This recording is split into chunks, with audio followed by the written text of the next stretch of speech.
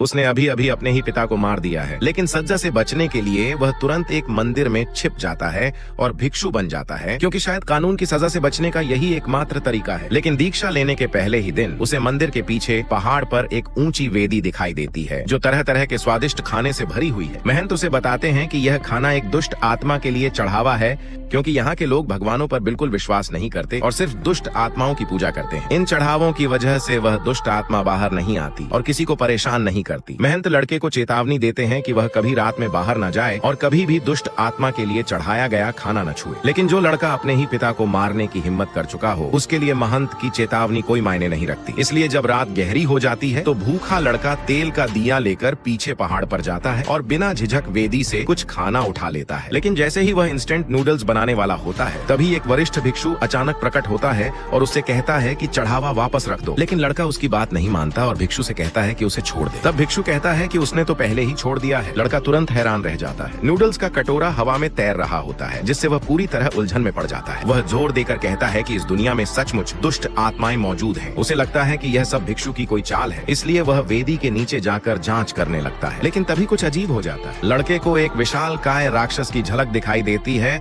और वह डरकर तुरंत पीछे मुड़ जाता है। लेकिन तभी वेदी अचानक जमीन पर पलट जाती है, जिससे लड़का बुरी तरह डर जाता है और भागकर अपने कमरे में लौट आता है। वह कंबल के नीचे छिप जाता है और किसी तरह रात काटता है। सुबह होने पर महंत और बाकी लोग देखते हैं कि वेदी पलटी हुई है और महंत तुरंत समझ जाते हैं कि कुछ गड़बड़ हो गई है, क्योंकि जब दुष्ट आत्मा क्रोधित हो जाती है तो वह प्रायश्चित के लिए एक बलि ढूंढती है। सब लोग लड़के को अपशकुन मानते हैं और महंत की चेतावनी न मानने के लिए उसे दोष देते हैं। बाकी लड़का सबके पीने का पानी लात मारकर गिरा